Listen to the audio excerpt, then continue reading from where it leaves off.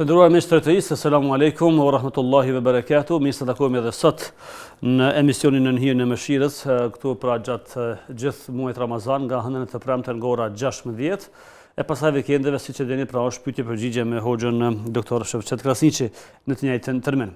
Për sot kam të ftuar hoxh Bajram Hasona nga qyteti i Klinës, përkatësisht imamin e fshatit Ngllarev të komunës së Klinës. Selam aleikum i serdhe. Aleikum selam, rahmetullah, mirë se jeni.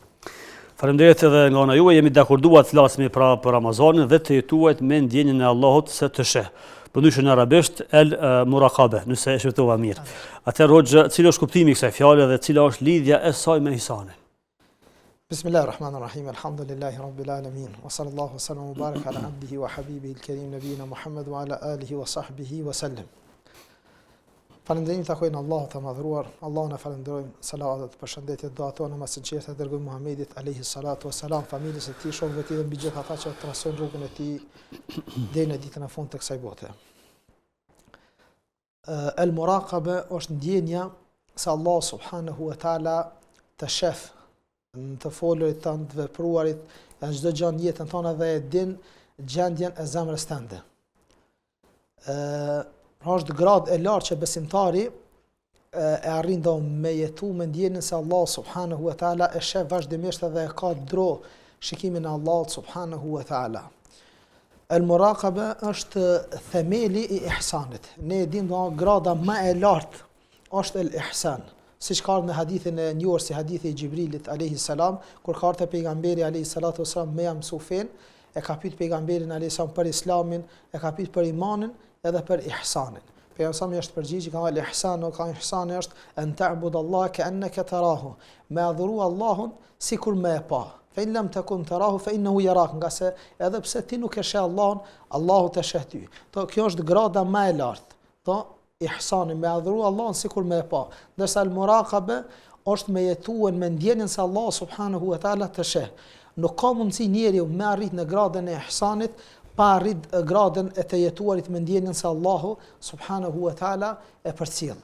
Andaj kjo është një gradë e cila e ngrit robin, e ofron robin te Allah subhanahu wa taala, e bën që çdo punë, çdo vepër, çdo fjalë, çdo gjë në jetën e kësaj bote me ka i kujdesshëm. Qase Allah subhanahu wa taala në shumë ajete në Kur'an thonë na tërheq në vërtetë na paralajmëron thotë alam ya'lam bi anna Allah yara, a nuk e shohin ata se Allah subhanahu wa taala i shef. Ajete tjera Allah subhanahu wa taala thotë nuk e dinë, nuk e shohin ata se Allah subhanahu wa taala i ndëgjon. Allahu në shumë ajete edhe në hadithet e pejgamberit alayhis salam do kërkon prej nesh që ne me instalu këtë ndjenjë zemrën tonë, me jetu me ndjenjën se Allah subhanahu wa taala do na sheh në çdo moment, edhe për çdo gjë do të pyetemi dhe do të dhëmë llogari para Allah subhanahu wa taala. Dhe një musliman e ka parasysh këtë. Po. Padyshim duhet ta ketë ai i cili ka gale kënaqësinë Allahut, me dalë për Allah faqebar, patjetër se duhet me jetu me këtë ndjenjë. Atëherë pse ndjenja e mbikëqyrjes së Allahut është më theksuar gjatë muajit Ramazan? Po. Padyshim do njeriu se e forcon zemrën e tij në këtë ndjenjë me ibadete dhe adhurime. Po prej gjanave ose gjëja e cila është specifik në muajin Ramazan është agjerimi. Pikërisht kjo është ajo e cila e bën njeriu me jetu vazhdimisht në çdo moment të jetës tina me këtë ndjenjë. Ne kur agjerojmë, agjerimi është ibadet i fshehtë. Realisht njerëz nuk kanë mundësi me e kontrollu. Për këtë Allah subhanahu wa taala në Kur'an thotë, po në hadith kutsi thotë as-sawmu li wa ana ajzi bih. Agjerimi është për mua dhe unë shpërblej për ta. Pse do prej komentimeve të komentatorëve të Kuranit kanë thënë se nuk është adhuru dikush tjetër posa Allahut me agjerim. Pse ai i cili obligon, ne e dim do ka pas don zullumçar, ka pas perandor ndryshëm që i kanë obligu popullin e vetë, kanë nënshtruar dhe atë mosa që i kanë kërku do që me boj ibadet për ta, me ju bën sejdë kështu me radhë. Mirë, po s'kan kërku prej tyre me agjeru, nga se për me i obligu njerëzit me agjerim duhet me të vërtet jetë zot. Allah subhanahu wa taala nga se nuk ka mundësi njeriu me e përcjell njërin vazhdimisht. Nga se është adhurimi i fshehtë. Mirë, po Allahu nikosisht me agjerimin na ka tregu se ai është Zoti i vetëm i gjithësisë subhanahu wa taala, edhe e ka në kontroll do robërit e tina në çdo moment edhe në çdo kohë. Për këtë njeriu agjeron në shtëpinë tonë do kur je në shtëpi, kur kush se madje as familjarët e tu nuk e din ku i mundsi do që me e prish këtë agjerim. Kur futesh në dhomën tënde, e ki ujin e ftohtë në ditët e nxehta kur kanë kaluar do të agjerimit, mi po se ke bën këta. Nuk e ke bën, ke mujt me pi, me ngranë dhe me dal para njerëzve si një njeri që agjeron. Mi po pse se bën këta? nga se din se Allah subhanahu wa taala çe. Do jeton vazhdimisht me ibadet. Do agjerimi do prej mëngjesit do prej msakut deri në iftar, ti vazhdimisht do je në ibadet, je në agjerim. Normalisht agjerimin e shoqëron me ibadet je mirë, po do të jetuarit non stop do me ndjen se un po agjeroj për Allahun, që kjo të bën do që ti më ulidh me ata se do Allah subhanahu wa taala të përcjellë dhe të çe, edhe je i kujdesshëm. Andaj padyshim do kjo ndjenjë shumë më e fortë do në Ramazan. Mirë, po Allah subhanahu wa taala e ka parapar Ramazan të jetë një muaj ndonjëherë që të jetë trajnim i mjaftueshëm që një pas Ramazanit me e vazhdu, nga se e dimë ne qëllimi i Ramazanit nuk është domosdoshmë vetëm në Ramazan të jemi të tillë, në Ramazan të forcojmë në zemrat tona ndjenjen se Allah subhanahu wa taala na sheh. Jo, mirë, po në Ramazan të trajnohemi që me e vazhdu jetën tonë me Allah subhanahu wa taala, me e vazhdu duke pas parasysh këtë ndjenjë në zemrat tona se Allah subhanahu wa taala e din gjendjen e zemrës tonë, do me jetu me ndjenjë se Allah subhanahu wa taala sheh dhe e din çdo gjë. Për këtë Allah subhanahu wa taala si e ka përshu veten e tij thot ya'lamu khaynatul a'yun wa ma tukhfi as-sudur.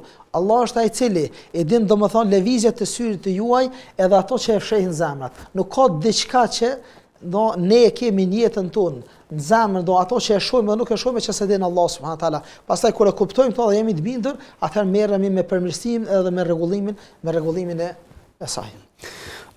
Cili është dallimi mes dallimi i adhurimit nga zakoni dhe adhurimit me ndjenjen e Allahut të shëndon se kjo puna e zakonit tek ne është shumë e njohur në Kosovë. Padyshim ka prej njerëzve që ibadetet janë bën zakone. Kjo fatkeqësisht do për shkak se një mungesa informatës së ditorisë, pastaj vazhdimisht i kryen ibadetet mirë, po i bën rutinë në jetën e tina. Ka thënë Ibn Qayyim al-Jauzi rahmetullahi alayhi, ibadetet e disa njerëzve janë adete, janë zakone. Mirë, po dhe kundërta, ata cilët do të prezantojnë jetën në zemrën e tyre, çdo punë dhe çdo vepër që e bojnë me niyet me uafru te Allah subhanahu wa taala, thotë zakonet e tyre janë ibadete. Qysh dikush e fal namazin. Mirë, po kjo thjesht është bën rutinë. Edhe e shet veç kryen namazin formalisht. Defekti i parë i kësaj është se nuk ka pastaj nuk jep fryt në vepra, nuk jep rezultat në përmirësim dhe rregullim. Nga sa Allah ka parapo namazin inna salata tanha anil fahsha'i wal munkar, namazi largon prej punëve dhe veprave të këqija. Të shënin njëri që i kut gjatë falet mirë, po thjesht e ka zakon. Nuk e din arsyeën pse e kryen, nuk e prezanton këtë niyet në zemrën e tij, nuk e ka për kushtimin e duar. Pastaj kjo është mos i zakon. Ndërsa ka pe njerëzve i cilë i para përgatitur me ditori, e kupton pse e bën këtë namaz, këtë ibadet, e kupton se çysh duhet me e bën, e përjeton, mediton rrethina, pastaj çdo punë që e bën, edhe ato që ne i njohim si adete, janë ibadete. Për shembull, dikush zgjohet mëngjes herët me shku në punë, pasi që e ka fal namazin e sabajit, po kjo është ibadet për ta. Nga se e bën me niyet që me dal me punu me ru krenarinë e tij, me ru krenarinë e familjes tina, kjo është në ibadet. Në një do flan, porsa e fal namazin e vitrit, nëse Allah subhanahu wa taala e lehtëson me fal diçka para vitrit për namazit natës, flan, do me një që më u forcu, edhe me pushun një që më uqu me adhuru Allah subhanahu wa taala në sabah. Do gjumi është edhe zakon që ne me fjet natën mirë, po nikosisht do për këtë është ibadet. Andaj dallimi është i madh i atij që e bën ibadetin vetëm formalisht, edhe atij i cili këtë ibadet e bën me shpirt edhe me zemër edhe është i përgatitur edhe e përjeton, padyshim se ky ibadet jep fryte, pastaj e rregullon robin në raport me Allahun subhanahu wa taala. Pse shumica njerëzve pikërisht në Ramazan agjerojnë në Ramazan, agjeron një muaj të Ramazanit, tash është koha më fresk mirë, po kuan kur ka qenë edhe nxehti më ka agjeruan. Mirë, po në momentin që përfundon Ramazanin Bajramin, vazhdon jetën çush ka qenë para Ramazanit, as namaz, as një urdhë të Allahut subhanahu wa taala nuk e praktikon, as nuk largohet prej. Vesh një muaj sezonal. Po, është sezonal. Pse është sezonal? Nga se agjerimin e muajit të Ramazanit e ka zakon thjesht. Madje fatkeqësisht një pjesë të konsiderueshme të njerëzve ndëgjon se ka agjeru baba dhe babgjyshi edhe ne agjerojmë. Agjerimi ibadeti, adhonimet nuk bëhen pse ka adhuru baba, pse ka kry këtë ibadet baba se babgjyshi, po se Allah subhanahu wa taala duhet më u përgjigj në ato që ka urdhëruar. Duhet me kon aty ku Allah subhanahu wa taala don, po jo vetëm Ramazan, edhe jashtë Ramazanit. Bëhet si zakon, si formalitet, pastaj nuk jep rezultat. Allahu na rujt, pas Ramazanit njeriu vazhdon ashtu çu ka qenë para. Kjo është goxha theksuar në Kosovë kjo çështja që gjatë muajit Ramazan do thotë kemi edhe stradën në xhami me namaz natë, pastaj me ditën e parë të Bayramit xhamit mbesin që dim gjendjen. Ku është problemi? Është një problem ose një faj edhe i hoxhallarëve apo i xhamatit që më thonë që pra ibadeti është 12 muaj dhe jo vetëm gjatë muajit Ramazan. Padyshim, nuk është problemi se aty ju mungon informata se informata. Qase secili prej tyre e ka informata, e din se Allah subhanahu wa taala duhet të adhurohet. Unë besoj se hoxhallarët e kryjnë përgjegjësinë e tyre karshi njerëzve. Mirë po, tash problemi është se kjo është bën si trend. Ata nuk e kanë më shumë vetëm se si ibadet, si përgjigje ndaj Allahut subhanahu wa taala. Nga se devotshmëria është el-isti'dadu li yawmir rahil, përgatitja për daljen para Allahut subhanahu wa taala. Allah subhanahu wa taala pejgamberit alisam ajetin e fundit në Kur'an që ja ka zbrit, çka ka wattaqu yawman turja'una fihi ila Allah. Keni dro ditën kur keni më u kthy te Allah subhanahu wa taala. Kan thënë komentatorët e Kur'anit, pse pikërisht ky ajet i fundit, Allah subhanahu wa taala ka dashur me tregu pe janë muslimanë. Jetoni çush doni, bëni çka doni, mirë po ta keni parasysh se keni me dal para Allah subhanahu wa taala edhe keni me dhënë llogari për çdo gjë. Andaj me pas kujdes njerëz se çush e kalon këtë ku, çush e jeton këtë jetë. Shumica njerëzve thash nuk e kuptojnë ibadetin në esencë. Nuk e kuptojnë, kanë si zakon. Allah subhanahu wa taala përmes gjuhës pejgamberit e na ka mësuar man sama Ramadan imanan wa ihtisaban. Kush e agjeron Ramazanin imanan, me bindje se Allahut po i përgjigjet. Jo se ka agjeru baba e babgjyshi, jo se po agjerojnë shokët, jo se është mirë po bëhet atmosferë me shku me u fal në xhami edhe me agjeru Ramazan. Jo, imanan, me bindje se Allahut po i përgjigjem në ato që Allah më ka urdhëruar. Do e kam obligim me ju përgjigj. Imanën do ma. Pastaj nëse një qëtu e kupton fillimisht nëse po agjeroj se po i përgjigjem me Allahut në obligim, atëherë kupton se mas Ramazanit që ti Allah subhanahu wa taala duhet me ju përgjigj edhe mas Ramazanit, wa ihtisaban, edhe llogarit se për çfarë problem dhe për çdo ibadet që e bën, ka shpërblim te Allah subhanahu wa taala për çdo punë që po bën. Ghufira lahu ma taqaddama min dhanbi. Allah thot, kush agjeron çështu, Allah ja fal krejt gjunat.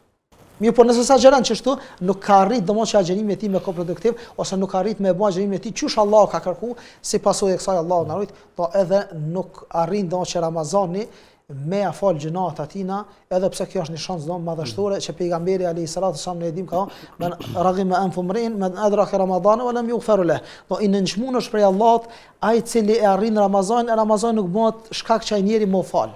Pensoj nuk ka shtu diçka më shumë. Me thon kush arrin Ramazanin edhe bën këto, e ka lidh faljen e gjunave me arritjen e Ramazanit. Pse?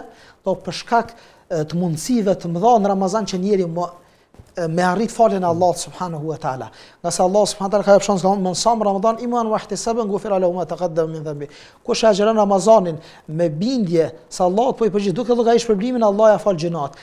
Mirë, dikush ka mundësi shëndeti është i arsyetuar fetarisht nuk agjeron. Ka thënë pejgamberi alayhi salatu wasallam man qama Ramadan imanan wa ihtisaban ghufira lahu ma taqaddama min dhanbi. E ka shansën e dytë, ai i cili falet domos, fal taravit iman wa ihtisab, do me bindje se Allah po i përgjigj të llogarish problemin, i falën gjërat mirë, edhe këto nuk ka mundësi për shkak që të justifikuar me arrit, ka humbën qame lejletul qadri iman wa ihtisaban ghufira lahu ma taqaddama min dhanbi. Po ai i cili e arrin natën e kadrit edhe falet natën e kadrit me iman dhe bindje se Allah po i përgjigj, Allah ja fal gjërat. Pastaj ka thonë pejgamberi sallallahu alaihi kulli lejletin utaqau min an-nar. Çdo natë Ramazan Allah liron turma prej xhenem. Do shancat janë aq të mëdha që Allah subhanahu wa taala e ka lidh faljen e gjunave me arritjen e Ramazanit. Ka është i nënçmuar i cili Ramazani e arrin Ramazanin me jetu në Ramazan, Ramazani nuk bën shkak që ai njeri me u fal gjunat edhe lëshimet e tij. Andaj njeri duhet në fillimisht më para bergadit me dituri. Allah subhanahu wa taala ajetin e do pejgamberit alayhis salam i tha fa'lam annahu la ilaha illa Allah. Dije se s'ka zot tjetër pas Allahut, pastaj kërko falje për gabimet tua. Fillimisht do më pajis. Prandaj mos pajisja me detyrim njerëzve ju shkakton defekte të mëdha në praktik, e ndër defektet është ajo e cila i shohim njerëz në Ramazan, do munduan me bën ibadet, adhurim me shfrytzuar Ramazan, momentin që kalon Ramazan do i lan gjitha këto ibadete Allahut. Pse mbikëqyrja është thelbësore në Ramazan? Po pikërisht për shkak kësaj se agjerimi është ibadet i fshehtë. Agjerimi është ibadet i fshet, ibadet që nuk e di njerëzit. Nëse njeriu nuk arrin në Ramazan me eduku zemrën e tina, me ndjenë se Allah subhanahu wa taala e sheh, atëherë kur ka me arrit këta? Për këtë ne i shohim të partë tanë, të muslimanëve, sa shumë janë përgatitur për Ramazanin, janë trajnu, që me prit këtë Ramazan dhe me shfrytzu në mënyrën më të mirë. E kanë parë Ramazanin si një stacion në cilin kanë më shkarku prej gjanave të panevojshme, prej gjanave të cilat Allah subhanahu wa taala nuk i dën, edhe më pajis me morale, më pajis me ibadete, me punë cilat Allah subhanahu wa taala i dën. Andaj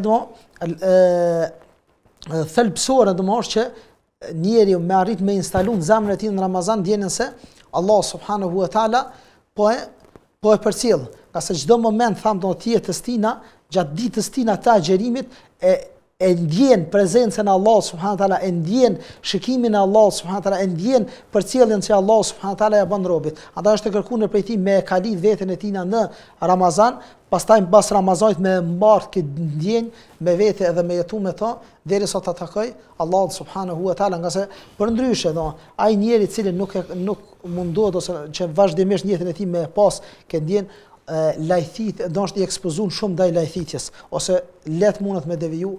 Allah subhanahu wa taala na ruaj. Por të parët tanë këtë pikë si ishin, kemi ndonjë shembull? Po padyshim shembuj kemi të shumtë, ose sa shumë e kanë pas të instaluar në këtë ndjenjë në zemrat e tyre, ne ndonjëherë kur ndëgjojmë tregimet e tyre, na duket diçka imagjinare. Po të mos ishin transmetimet e vërteta që kanë ardhur, do të thënim se është edhe e pabesueshme. Po aq shumë janë kujdes. Mirë, po kur flasim për në këtë pikë, i pari ty është ai i cili Allah subhanahu wa taala ka bërë shembulltyr për ne, imami jon, i dërguari jon Muhamedi alayhi salatu wassalam. Ka thënë Anas radhiyallahu anhu, khadamtu an-nabiy sallallahu alaihi wasallam 10 sinin, ka e kom shërby pejgamberit alayhi salatu wassalam 10 vjet. Ka thënë ma darabani, ka kur pejgamberi alayhi salam s'ka qur dorën mua më mrej. Ka thënë wa ma shatamani, as kur pejgamberi alayhi salam nuk më ka ofenduar. Ne e dim një fëmijë 10 vjeçar, fëmijët janë tillë zakonisht që bëjnë gabime, bëjnë gjëra, mirë po ka pejgamberi kur as nuk më ka ofenduar, as nuk më ka shah. Thotë ndonjëherë kur ja kum tepru shumë, sa pejgamberi ka qenë njeri, ka pas ndjenjë emocione ashtu, ka ndonjëherë kur ja kum tepru shumë pejgamberit alayhi salatu wasallam, thotë ka mos ti shkon friga prej Allahut, të kisha godit me këtë misk.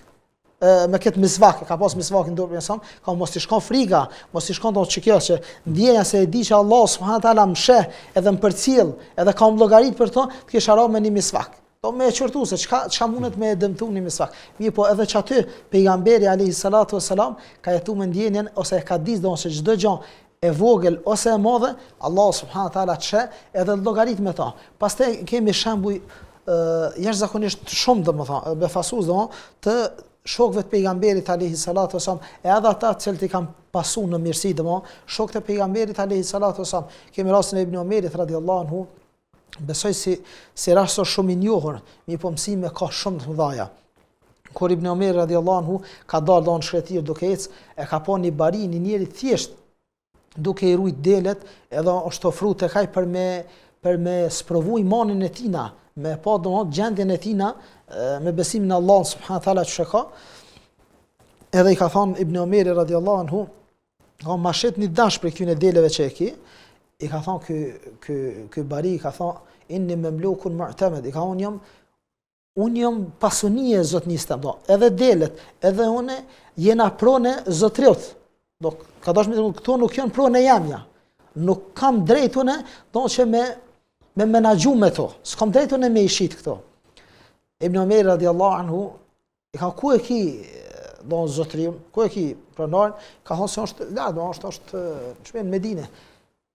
I ka thënë Ibn Omer radhiyallahu anhu, ka thënë thuaj atëherë zotnistën për këtë dash, mashet muan, edhe thuaj atij se e ke lehu dhib, e ka hangur ujko. Edhe të beson, është normale, delet e ka sulmu ujko, e ka monjo, edhe të beson. Sahi kjo subhanallah e përgjigje aktiv bariu duhet të jetë përgjigje për çdo punë, çdo vepër që e bëjmë jetën e kësaj bote ne. I ka thënë Ibn Omerit radhiyallahu anhu, ka mirë, ka unë i thon zotriu them se dashin e ka hangër ujko. Ka madha aqulu lillah. Ka çka kam i thon Allah subhanahu wa taala ditën e gjykimit. Që kjo është ndjenja se çdo punë, çdo vepër do nuk ka mundësi me ikë Allah subhanahu wa taala. Andaj njëri duhet me jetu me që të ndjen. Çdo punë që e bën, çdo vepër, e madhe apo e vogël, e ekspozune apo e pa ekspozune, madha aqulu lillah. Çka kam i thënë Allah subhanahu wa taala? A kam një përgjigje për punën për veprën që e kam bën para Allah subhanahu wa taala? Nëse jetoj me që të ndjen, nëse jetoj me që të pyetje të ngritur në ndërgjegjen tonë, padyshim se njëri do të jetë shumë më i kujdesshëm. Do të jetë shumë më i kujdesshëm. Edhe do të shënojnë librin e veprave tina, vetëm ato që i bën dobi e nuk do të befasohet kur del para Allah subhanahu wa taala. Allah thënë Kur'an do për shumë njerëz që nuk kanë jetuar si duhet me këtë ndjen. Do hajt kanë bë punë vepra lëshime, nuk e kanë llogaritë se vjen një ditë gjithë ato Allah subhanahu wa taala ti paraqet dhe robi thot ma li hadha alkitabi la yughadiru saghiratan wala kabira illa ahsaha. Do të zot çka është puna e këtij libri? Librin që e shënojnë do mbelaset veprat tona, thot la ma li hadha alkitabi la yughadiru saghiratan wala kabira. Çka është puna e këtij libri që s'pas ka lënë të vogël të madhe pa shkruar. Krejt sana ti pas ka regjistruan. Andaj do Allah subhanahu wa taala na boft kujdesshëm këtë dynja.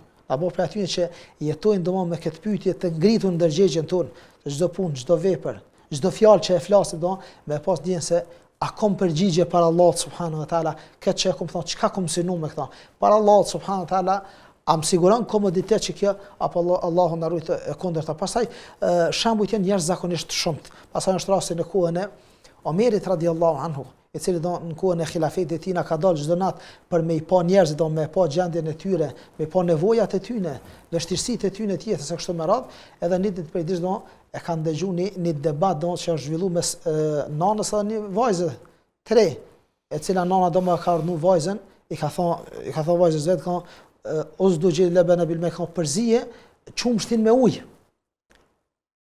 Edhe i ka thonë vajza, Omeri na ka ndalu, halifja dhe eci muslimanëve na ka ndalu këta anë. To edhe parimisht në fejo është ndalune. I ka thonë ona, hajt ka se Omeri është larg, nuk na sheh. Sikur plot sene që na sot i kalojnë kështu. Hajt bese s'ka gale, hajt se s'na shohin, hajt se s'nin, hajt se s'din, hajt se kalon. Mirë po i ka thonë kjo vajza ka Omeri nuk na sheh, lekin Rabbul Umar yarana ka mirë po Zoti Omerit na sheh. Allah subhanahu wa taala na sheh. Nuk ka lënë kjo pa thonë llogari, nesa para Allahut subhanahu wa taala. E që pasaj ka shembull jashtëzakonisht shumë, Allah subhanahu wa taala na bë për aty që i pasojnë dhe kanë shumë mbulltyra në jetën e tyre, këta njerëz, pejgamberin alayhis salam edhe shokët e tij. Cilët janë hapat që duhet me ndërmarr për ta forcuar këtë ndjenjë në zemër? Padyshim vëllai domosë se njeriu, thashë tham fillim ibadetet duhet me ju paraprime ditori. Duhet më pajis me ditori. Prej gjanave që njeriu e ndihmon që me jetu me ndjenjen se Allah subhanahu wa taala sheh për cilë është me njoft emrat dhe cilësitë e Allah subhanahu wa taala. Për emrat e Allahut është Ar-Raqib, Allah është mbikëqyrës, As-Sami', Allah subhanahu wa taala është ai që ndëgjon çdo gjë, El-Alim, Allah subhanahu wa taala është ai i cili e din çdo gjë në hollësi, edhe nuk ka mundësi me ikë. Njeriu sa më shumë e njeh Allahun subhanahu wa taala, aq më shumë i ruhet edhe e don Allahun. Për këtë parë thonë selefi thonin men kana billahi a'raf kana bihi akhwaf. Kush e njeh Allahun subhanahu wa taala më së miri, ai friksohet edhe është më afër Allahut subhanahu wa taala. Andaj njohja e Allahut na bën që me jetu me këtë ndjenjë. Pastaj kujdesja në dhikr, në vazhdimsi për kujdesja për dhikrin e sabahut, dhikrin e mbrëmjes, dhikrit pas namazeve, dhikrit kur futemi në shtëpi, kur dalim prej shtëpisë, dhikrit kur shkojmë në treg, të gjitha dhikret e përmendet Allah subhanahu wa taala, cila jo rastisht pejgamberi alayhis salam i ka praktikuar gjatë gjithë jetës tij prej mëngjesit deri mbrëmje. Mënyrë që zemra me ka e lidhur me përmendjen e Allahut subhanahu wa taala. Njeriu kur e përmend Allahun, vazhdimisht i bën mend se Allah subhanahu wa taala e sheh edhe mbikëqyr çdo punë, çdo gjë në jetën e tij. Leximi i Kuranit. Njeriu kur lexon Kur'an, nëse po lexon fjalën e Allahut subhanahu wa taala, se Allah subhanahu wa taala më sheh edhe don këtë gjë, gjitha këto janë që e forcojnë ndjenjen se Allah subhanahu wa taala të sheh. Pastaj po ashtu prej gjanave është edhe të jetuaj duke ose me kohë pas kohë me llogarit veten e vet njeriu. Unal me pyet veten e vet. Këto punë, këto vepra çka i kum bën, çka i kum vepruan. Çka synojnë me këto? Mundohemi po vetë llogaritjet sinqert, nga se ndonjëherë edhe kur munduhemi me llogarit veten tonë, i kalojmë do gjëra sikur të mundu m'ia bën rrafsh vetes pak. Jo, me llogarit sinqerisht. Do deri ta për Ramazanit kalun, deri në këtë Ramazan do çka ku mbanë për një vet. Çfarë punësh edhe veprash ku mbanë. Am sigurojnë që to komoditet kur dal para Allahut subhanahu wa taala. A ka me kon faqe bar para Allahut apo ka nevojë më unal edhe me shly prej saj. Ka se begatia e nimetit është se në këtë dynjë Allah subhanahu wa taala ato që i shkruajnë me lashën librin ton ka mundësi më u shly. Ka mundësi më korrigju, madje ka mundësi edhe më ndru. Prej të këqija me bot mira.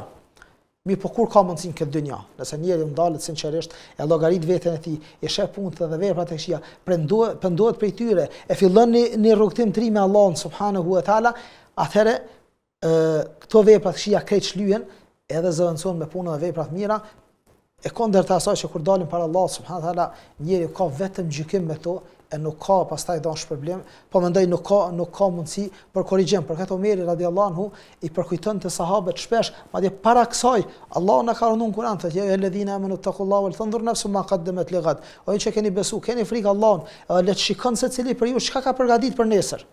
Çka ke bën, çush ke jetuar. Omeri radiallahu anhu i këshillon të shpesh sahabët, u thoshte hasibu anfusakum qabla an tuhasabu. Llogaritni veten e juaj para se me ardh dita kur Allah subhanahu wa taala kam ju llogarit, wazinu a'malakum qabla an tuzanu.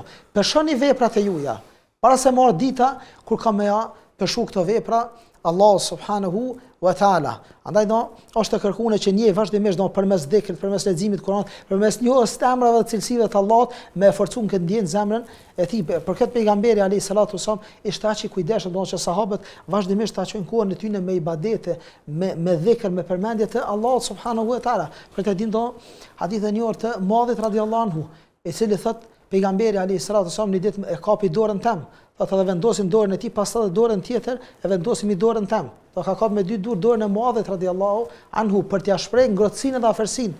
Edhe i tha ja Muadh, ka tha inni uhibbuka, i tha wallahi unë ty du shumë.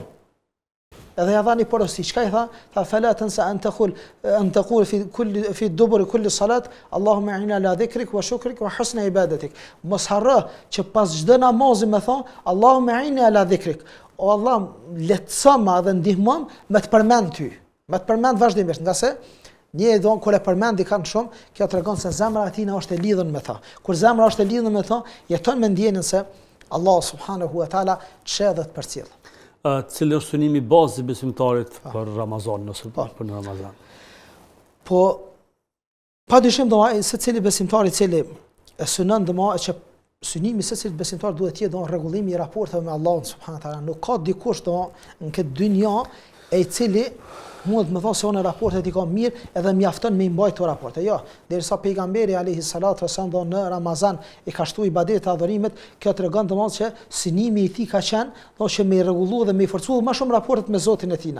Andaj secili besimtar, cili e ka gajle kënaqësinë Allah subhanahu wa taala, synon domosdoshmë që përmes Ramazanit me i rregullu raportet me Allahun. Po kjo është qëllimi bazi Ramazanit. Madje ka para pa Allah subhanahu wa taala thënë në Kur'an la'allakum tattaqun. Mënyrë që më u bot më të devotshëm. Po kjo është qëllimi i Ramazanit. Ramazani është një premi.